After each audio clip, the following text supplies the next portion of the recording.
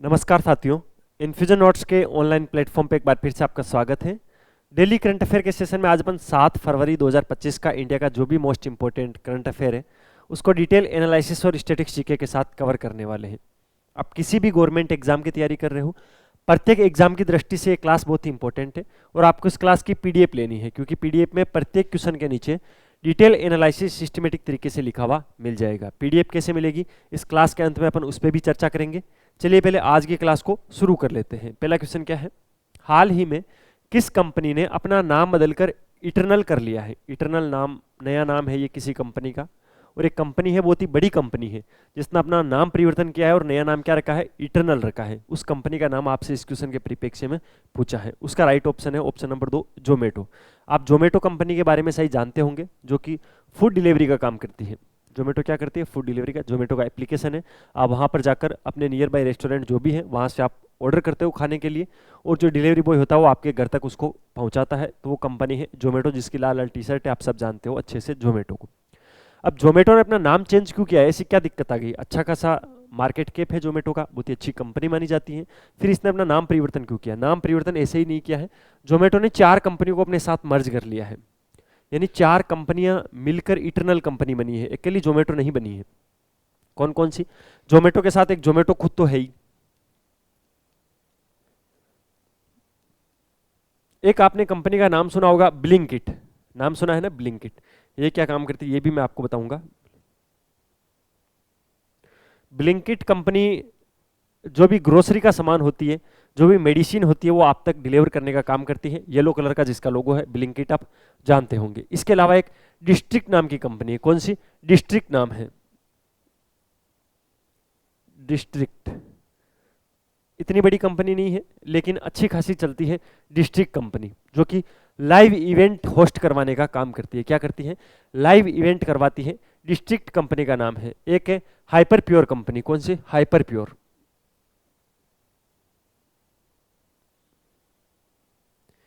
Hyper pure क्या करती है, ये रसोई आपूर्ति का काम करती है। रसोई के जो भी सामान है उसको पहुंचाने का, डिलीवर करने का काम करती है हाइपर प्योर। तो हाइपर प्योर, डिस्ट्रिक्ट, ब्लिंकिट और जोमेटो, ये चारों कंपनियां मिलकर अब एक हो गई है और इसका नया नाम क्या है, इटरनल। ये मैं इस क्वेश्चन में आपको कवर करवाना चाहता था। अब इससे बाहर कोई जानकारी नहीं आएगी, आपको ये चीज ध्यान रखनी है, ठीक है। तो जोमेटो का नाम परिवर्तन होकर इटरनल हो गया है, ब्लिंकिट का भी इटरनल हो गया है, डिस्ट्रिक्ट का भी इटरनल हो गया है, हाइपर प्योर का भी इटरनल हुआ है। ऐसा क्यों हुआ है, क्योंकि ये चारों कंपनियां मिलकर काम करेगी और इन चारों कंपनियों का एक नया नाम है इटरनल कंपनी, ठीक है। ये चीज आपको ध्यान रखनी है। इटरनल के संस्थापक के तौर पर दीपिंदर है। दीपिंदर ने कल बोला था कि भाई ब्लिंकिट है, उसकी जो सफलता है उसके चलते हम इसको भी नया रीब्रांड कर रहे हैं, हमारे ब्रांड को नया कर रहे हैं, तो उसको रीब्रांड बोलते हैं। तो दीपिंदर ने कल ये ट्वीट भी किया था कि अपन रीब्रांडिंग का काम करेंगे, जिसमें ये 4 कंपनियां होगी, और विशेष तौर पर जो ब्लिंकिट ने अपना मार्केट के बनाया है उसके चलते हम उसको जोमेटो में मर्ज कर रहे हैं, ठीक है। तो ध्यान रखना है, खाद्य वितरण कंपनियां हैं ये, और इनके शेयर अब अच्छे से दौड़ेंगे क्योंकि निवेशक भी इसमें रुचि ले रहे हैं, और ये एक नई कंपनी बनी है जिसका नाम है इटरनल। करंट की दृष्टि से इंपॉर्टेंट है, आपसे एग्जाम में पूछी जा सकती है। अगले क्वेश्चन पे चलते हैं। हाल ही में उत्तर पूर्व निवेश रोड शो का उद्घाटन किसने किया है, कल ही किया है। किसका, उत्तर पूर्व निवेश रोड शो कार्यक्रम का उद्घाटन वो किया है ज्योतिरादित्य सिंधिया ने। किसने, ज्योतिरादित्य सिंधिया ने। इस क्वेश्चन के परिप्रेक्ष्य में राइट ऑप्शन है ऑप्शन नंबर 3, उत्तर पूर्वी निवेश रोड शो। कहाँ पर है, क्या है, पूरी चीजें मैं आपको बताऊंगा। देखिए थोड़ी आवाज में इश्यू आ रही होगी, आपको आवाज धीरे लग रही होगी, गले में इन्फेक्शन है, बीच में ठीक हुआ 2 दिन, आज वापस उसी कंडीशन में जाने की कोशिश कर रहा है, तो डॉक्टर ने यही सलाह दी है कि थोड़ी धीमी आवाज में बात करें आप, ठीक है। तो ध्यान रखना है, केंद्रीय मंत्री ज्योतिरादित्य सिंधिया ने पूर्वोत्तर भारत में निवेश को आकर्षित करने के लिए चेन्नई में उत्तर पूर्वी व्यापार एवं निवेश रोड शो का उद्घाटन किया है या शुभारंभ किया है। कहां पर किया है, चेन्नई के अंदर किया है, ये चीज ध्यान रखना है। उत्तर पूर्वी निवेश रोड शो कहां पर हुआ था, चेन्नई के अंदर, जिसका उद्घाटन किसने किया है, ज्योतिरादित्य सिंधिया ने किया है, ठीक है। उन्होंने कहा है कि भारत को अष्टलक्ष्मी के रूप में देखा जाता है, जिसमें विशेष रूप से उन्होंने फोकस किया है कनेक्टिविटी हो गया, पर्यटन हो गया, कृषि हो गया, कपड़ा और विद्युत, जो जल विद्युत क्षमता है उसके अंदर जो उत्तरी पूर्वी क्षेत्र है वो बहुत ही आगे है, और उसकी भूमिका पर प्रकाश डालते हुए उन्होंने कहा है कि चेन्नई के अंदर जितने भी उद्यमी हैं वो इस रोड शो के अंदर शामिल हो और कुछ निवेश करो, पैसे इन्वेस्ट करो। इसके लिए ये उत्तरी पूर्वी निवेश रोड शो हुआ था, जिसका उद्घाटन ज्योतिरादित्य सिंधिया ने किया था। कहां पर किया था ये भी आपको ध्यान रखना है, किया था चेन्नई के अंदर, ठीक है। नेक्स्ट क्वेश्चन क्या है, हाल ही में किस देश ने सख्त ईर्ष्या अपराध कानून पारित किया है? एक ईर्ष्या अपराध कानून पारित किया है, ठीक है। ये सख्त कोई इस कानून के आगे नहीं है। कानून का नाम है ईर्ष्या अपराध कानून। ये किसने पारित किया है इस क्वेश्चन के अंदर, ऐसा पूछा है, ठीक है। बताइए क्या हो सकता है इसका राइट आंसर? तो ऑस्ट्रेलिया। ऑस्ट्रेलिया ने कल एक कानून पारित किया है, ईर्ष्या अपराध कानून के नाम से इस कानून को पारित किया गया है। इस नए कानून के अंदर होगा क्या? सार्वजनिक नाजी सलामी के लिए न्यूनतम 12 महीने की जेल की सजा होगी। इसके अलावा इसमें मोस्ट इंपोर्टेंट चीज ये है, अगर कोई आतंकवादी गतिविधि में लिप्त पाया जाता है या अगर कोई आतंकवाद जैसी गतिविधियां करता है तो उसको एक घृणित अपराध की श्रेणी में रखा गया है और उसमें 6 वर्ष तक की सजा का प्रावधान है। तो ये नया कानून बनाया है, इस कानून का नाम क्या रखा गया है? ईर्ष्या अपराध कानून। इसके अंदर अगर कोई ऑस्ट्रेलिया के अंदर आतंकवाद फैलाता है, आतंकवाद जैसी कोई भी घृणित कार्य करता है तो उसको एक घृणित अपराध की श्रेणी में पहले डाला जाएगा और उसमें 6 वर्ष तक की सजा मिलेगी, ठीक है। आतंकवाद से सबसे प्रभावित ऑस्ट्रेलिया के कौन कौन से क्षेत्र हैं? तो उसके अंदर एक तो जो न्यू साउथ वेल्स जगह है वो हो गया, विक्टोरिया हो गया, पश्चिमी ऑस्ट्रेलिया हो गया। इनके अंदर आतंकवाद बहुत ज्यादा है और इनके लिए एक इंस्टेंट कानून की आवश्यकता पड़ी।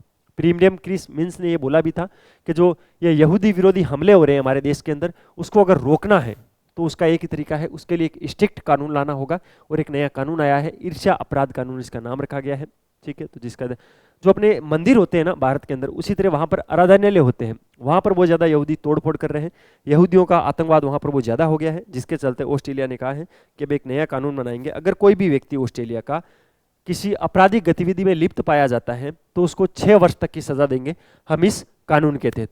ये ध्यान रखना है। और मैंने जो सबसे अधिक आतंकवाद प्रभावित क्षेत्र कौन कौन से बताए हैं, न्यू साउथ वेल्स, विक्टोरिया और पश्चिमी ऑस्ट्रेलिया, ये चीज आपको ध्यान रखना है। कौन परेशान कर रहे हैं? यहूदी उनको परेशान कर रहे हैं। अगला क्वेश्चन, गुजरात में समान नागरिक संहिता जिसको यूसीसी बोलते हैं उसका मसौदा तैयार करने के लिए 5 सदस्यीय पैनल का नेतृत्व कौन कर रहा है? सबसे पहले तो आपसे यह भी पूछा जा सकता है, हाल ही में समान नागरिक संहिता का मसौदा तैयार करने के लिए किस राज्य ने 5 सदस्यीय पैनल का निर्माण किया है या पैनल को तैयार किया है? तो गुजरात। ये चीज आपको ध्यान रखनी है, इस राज्य का नाम याद कर लेना, गुजरात।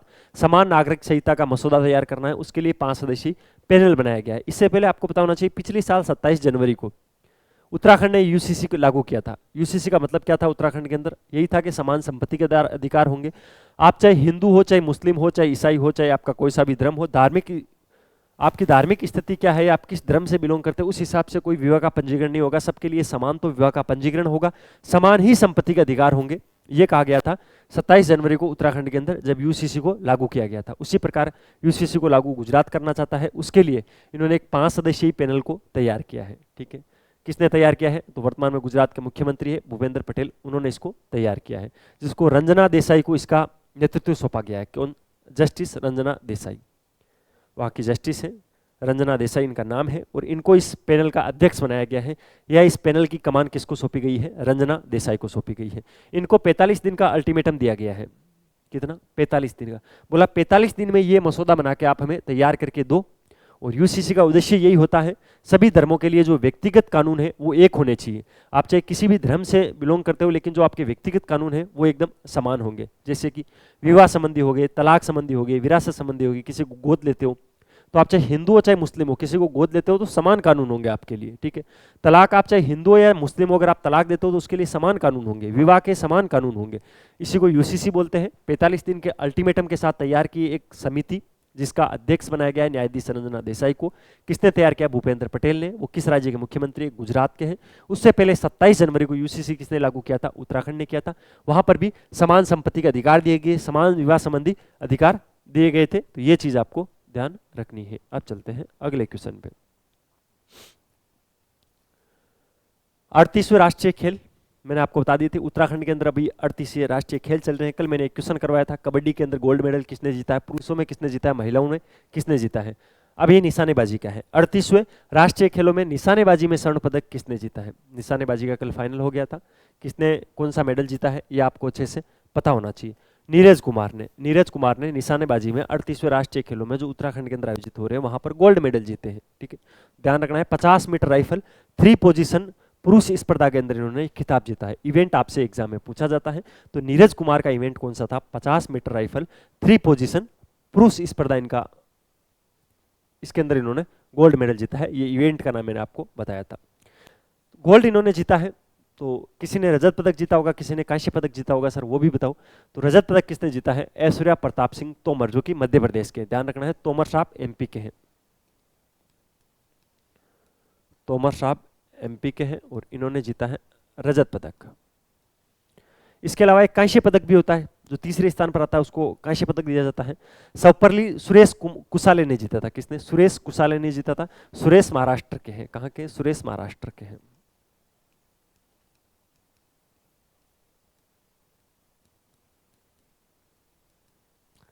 सुरेश ने कौन सा पदक जीता है? कांस्य पदक जीता है।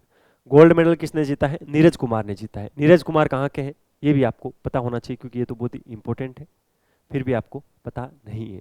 सेवा टीम से खेलते हैं नीरज कुमार, ठीक है, ध्यान रखना है। इन्होंने जीता है गोल्ड मेडल।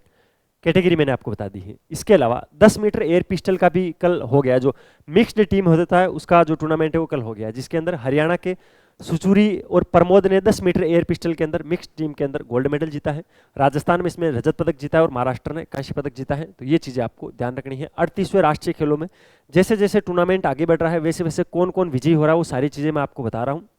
बाकी इस क्लास की पीडीएफ के अंदर इस क्वेश्चन के नीचे इसके बारे में और भी जो ज्यादा डिटेल है, कितने से हराया था, कौन कौन टीम में थे, कैसे मैच हुआ था, तो वो सारी चीजें लिखी हुई मिल जाएगी। तो आपको इसकी पीडीएफ लेनी है। पीडीएफ बिल्कुल फ्री ऑफ कॉस्ट है। ये नंबर है 9887809083। आप इस पे कॉल या मैसेज कर सकते हो, सर आपकी जो डेली करंट अफेयर की क्लास होती है उसके में पीडीएफ चाहिए। पीडीएफ बिल्कुल फ्री ऑफ कॉस्ट मिलेगी और डेली के डेली मिलेगी। आपको एक सिंगल टाइम मैसेज करना है, उसके बाद में डेली आपको पीडीएफ मिलती रहेगी। चलिए अब चलते हैं नेक्स्ट क्वेश्चन पे। आज का अपना अगला क्वेश्चन क्या है उसको देख लेते हैं। चीन का चांग ई 7 मिशन कब चंद्रमा के दक्षिणी ध्रुव पर अन्वेषण करेगा? सबसे पहले तो चीन का है चांग ई 7 मिशन, किसके लिए है?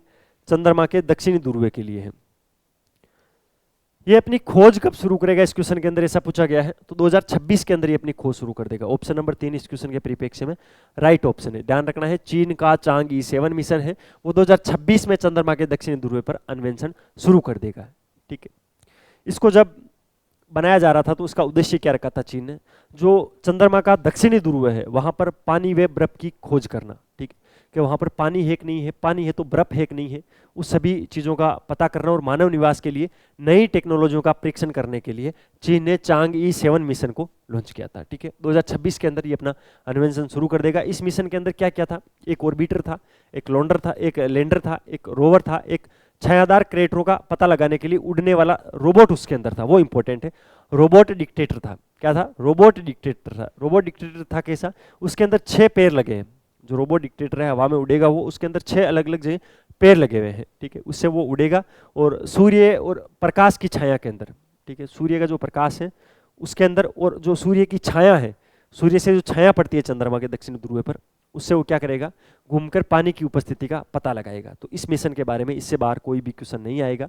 शॉर्ट समरी कर लो, चीन है चांग ई 7 मिशन है, 2026 के अंदर ये अपना अन्वेषण शुरू करेगा, चंद्रमा के दक्षिणी ध्रुव पर जाएगा। इसके अंदर एक ऑर्बिटर होगा, एक लैंडर होगा, एक रोवर होगा, एक छायादार क्रेटरों का पता लगाने के लिए उड़ने वाला रोबोट डिक्टेटर होगा। रोबोट डिक्टेटर के अंदर 6 पैर होंगे, वो सूर्य के प्रकाश और सूर्य की छाया के अंदर रहकर क्या पता लगाएगा? घूम घूम कर ये पता लगाएगा कि चंद्रमा पर कहाँ कहाँ पर पानी है और कहाँ पर पानी नहीं है। तो ये सारी चीजें आपको ध्यान रखनी है। साइंस और टेक के अंदर ये क्वेश्चन पूछा जा सकता है। अगला क्वेश्चन जनवरी 2000, ये क्वेश्चन बड़ा ही शानदार है।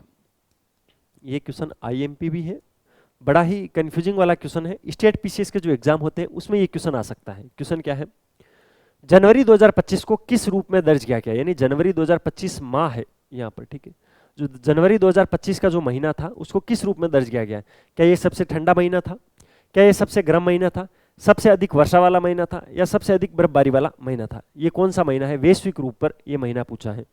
तो जो भारत में निवास करने वाले वो तो यही कहेंगे सर दिसंबर जनवरी में तो सर्दी पड़ती है तो सबसे ठंडा महीना होगा। नहीं भाई, ये सबसे गर्म महीने के रूप में इसको दर्ज किया गया। ऑप्शन नंबर 2 इस क्वेश्चन के परिप्रेक्ष्य में राइट ऑप्शन है। जनवरी 2025 को वैश्विक स्तर पर, यह चीज आपको ध्यान रखनी है, मैं भारत का नहीं बोल रहा हूं, वैश्विक स्तर पर जनवरी 2025 सबसे गर्म महीने के रूप में रिकॉर्ड हुआ है, ठीक है। वैश्विक स्तर पर 1991 से लेकर 2000 के बीच में औसत जनवरी महीने का तापमान 0.79 डिग्री सेल्सियस होता था, ठीक है, लेकिन इस बार 1.75 डिग्री सेल्सियस तक पहुंच गया। कितना? 1.75 डिग्री सेल्सियस तक पहुंच गया। तो 1991 से लेकर 2000 के बीच में कभी भी 0.79 डिग्री सेल्सियस से नहीं गया आगे, और इस बार कितना चला गया? 1.75। आर्कटिक समुद्री बर्फ है ना, वो इस बार के जनवरी महीने के अंदर सबसे निचले स्तर पर पहुंच गई है। आर्कटिक समुद्री बर्फ बहुत ज़्यादा है, आपको पता है बहुत ही बड़े स्तर पर ये बर्फ है, लेकिन इस बार जनवरी में वो इतनी पिघली कि आज तक के वो सबसे निचले स्तर पर पहुंच गई है। यूरोप के भूमि का तापमान 1991 से लेकर 2000 के बीच में जो मानक 2.51 डिग्री सेंटीग्रेड है उससे भी अधिक हो गया। कितना मानक है? 2.51 डिग्री। इसका मतलब क्या हुआ? 1991 से लेकर 2000 के बीच में कभी भी यूरोप के भूमि का तापमान 2.51 डिग्री से ऊपर नहीं गया, लेकिन इस बार गया है। ठीक है, तो ये प्रवृत्ति जो ला नीनो आता है, जिसको अपन शीतलन प्रभाव बोलते हैं, उसको चुनौती दी है इस बार जनवरी महीने ने, ध्यान रखना है। पेरिस के अंदर जो समझौता हुआ था जलवायु लक्ष्यों को लेकर, उसको भी चुनौती देता है ये महीना, तो ध्यान रखना है। इस महीने को विशेषकर जनवरी 2025 को सबसे गर्म महीने के रूप में वैश्विक स्तर पर दर्ज किया गया। अगले क्वेश्चन पे चलते हैं। इसका मतलब यह है जनवरी में इतनी गर्मी कभी भी नहीं पड़ी जितनी इस बार पड़ी है वैश्विक स्तर पर। भारतीयकरण प्रयास के तहत फोर्ट विलियम का नया नाम क्या रखा गया? भारतीयकरण प्रयास होते क्या बताएं? भारतीयकरण प्रयास का मतलब मोटा मोटी ये है, जो अपने यहाँ पर औपनिवेशिक मानसिकता है उसको खत्म करके भारतीय मानसिकता को पैदा करना, लोगों में देशभक्ति लाना, और जो औपनिवेशीकरण की जो चीजें हैं उनको समाप्त करना ही भारतीयकरण है। ध्यान रखना है। भारतीयकरण प्रयास के तहत फोर्ट विलियम है कहाँ पर? आपसे ये भी पूछा जा सकता है क्योंकि ये अभी खबरों में रहा है। तो ये है कोलकाता के अंदर। कहाँ पर है फोर्ट विलियम? कोलकाता के अंदर। कोलकाता में जो फोर्ट विलियम है उसका नया नाम क्या किया गया है? विजय दुर्ग। ऑप्शन नंबर 2 इस क्वेश्चन के परिप्रेक्ष्य में राइट ऑप्शन है विजय दुर्ग। फोर्ट विलियम नया नाम विजय दुर्ग। कहां पर? कोलकाता के अंदर। ठीक है, पहले सेना मुख्यालय हुआ करता था, फोर्ट विलियम इसका नाम था, फिर उसका नाम बदलकर विजय दुर्ग कर दिया गया है। ठीक है, ध्यान रखना है। इसके अलावा मानेकोस हाउस हुआ करता था, शिवाजी गेट, सबके नाम चेंज किए गए अभी। तो ये क्यों किए जा रहे हैं? औपनिवेशिक अवशेषों को हटाने के प्रयास किए जा रहे हैं। ठीक है, तो सशस्त्र बल है उनके अंदर जो औपनिवेशिक मानसिकता है उसको खत्म करने का मोदी जी का जो मिशन है, उसका जो मोदी जी का जो दृष्टिकोण है, उसी के तहत काम किया जा रहा है। ठीक है, ध्यान रखना है। अभी जो सैन्य नीतियां हैं, सैन्य जो सेना के रीति रिवाज है, वो जो पहले औपनिवेशिक तरीके से होते थे उनको भी अब भारतीय तरीकों से किया जा रहा है। तो हर जगह से औपनिवेशिक चीजों को हटाकर भारतीय चीजों को अपनाए जाने की कार्य किए जा रहे हैं। तो ये चीज़ आपको ध्यान रखनी है। ये था भाई 7 फरवरी 2025 का मोस्ट इंपोर्टेंट करंट अफेयर, जिसको मैंने डिटेल एनालिसिस स्टैटिक्स जीके के साथ आपको कवर करवाने की कोशिश की। देखिए, मैं क्लास के अंदर फालतू की बातें नहीं करता हूं, मैं आता हूं सीधा, जो मुझे कंटेंट आपको पढ़ाना होता है वो मैं पढ़ा के चला जाता हूं। मैं यही चाहता हूं 20 मिनट की करंट अफेयर की क्लास हो, लेकिन वो इतनी अच्छी हो कि बच्चा 20 मिनट पढ़ने के बाद ऐसा महसूस करे कि नहीं सर ने कुछ चीज़ें पढ़ाई है हमें, और जो मैं डेली करंट अफेयर पढ़ाता हूँ उससे बाहर कभी भी कोई भी क्वेश्चन नहीं जाता है। इस बार आरएस का पेपर इतना हार्ड हुआ था, राजस्थान में जो स्टेट पीसीएस का एग्जाम होता है उसमें भी जब क्वेश्चन बाहर नहीं गया, वो यूपीएससी से तो कई गुना अच्छा पेपर था। तो आप यूपीएससी की तैयारी भी कर रहे हो तो इससे बाहर क्वेश्चन नहीं जाएगा। डेली के डेली 20 मिनट पढ़ लिया करो, इस क्लास की पीडीएफ ले लिया करो। मिलते हैं कल फिर नए सेशन के साथ, तब तक अपनी तैयारी जारी रखो, अपने स्वास्थ्य का ध्यान रखो। टेक केयर, जय हिंद।